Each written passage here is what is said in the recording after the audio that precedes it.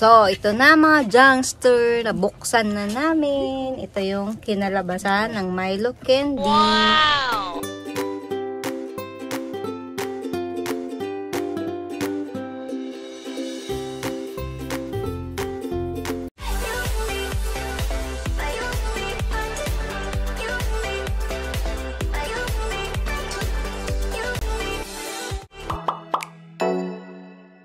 Hello mga Jungster! This is Andrea Sarandanan. So, Josie! And welcome back to our channel. So, for today's video ay gagawa kami ng Milo Candy! Wow!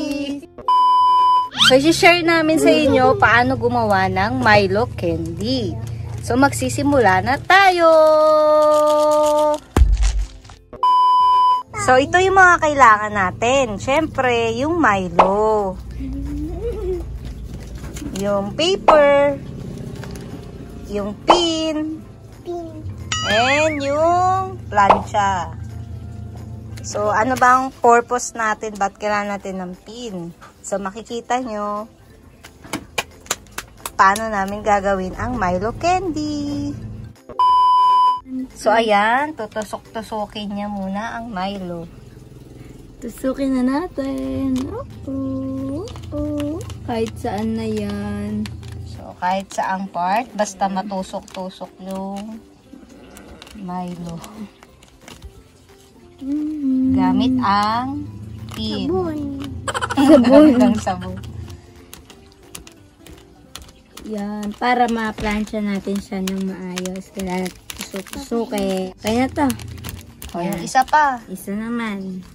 So, kailangan ma-flat siya. Yung walang hangin. Yan.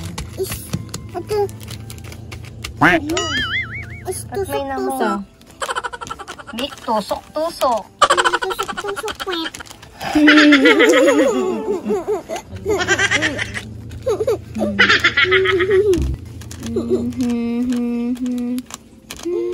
So, pagkatapos nating tusok-tusukin at na-flat na yung Milo,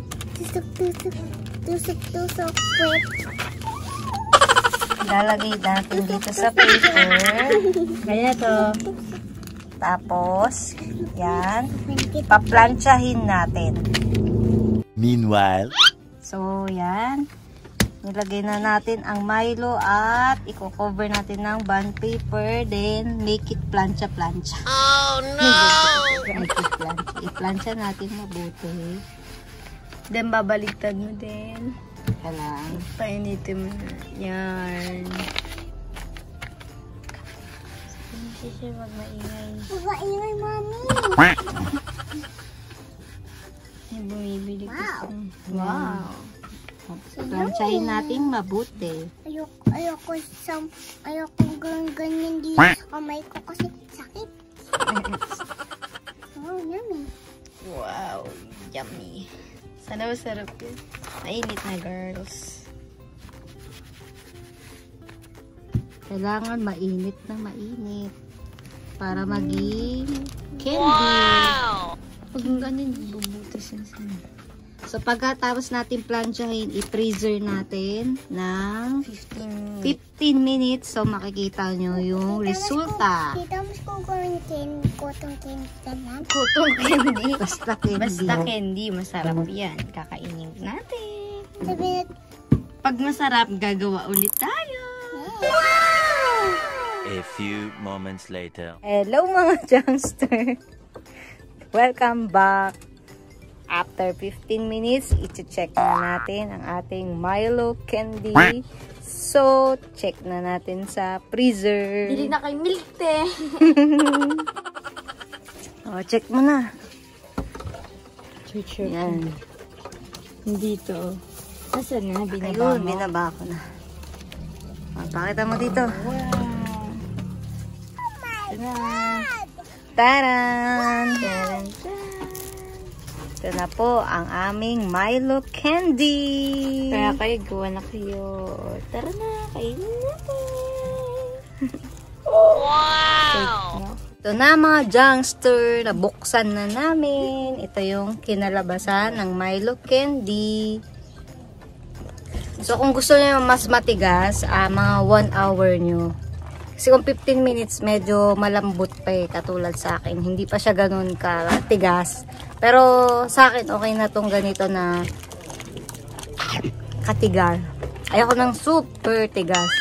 Kung gusto niya ng mas matigas pa, 1 hour, pwede niya siyang i-freezer tong Milo Candy. So, sana nakatulong ako sa mga gustong malaman kung paano gumawa ng Milo Candy. So, kung di pa kayo mga nakasubscribe sa YouTube channel ko, please subscribe, like, and share. And, subscribe nyo na rin ang Suela Sisters. Bye-bye! Sarap. Murang-mura lang. 14 pesos, meron ka ng Milo Candy.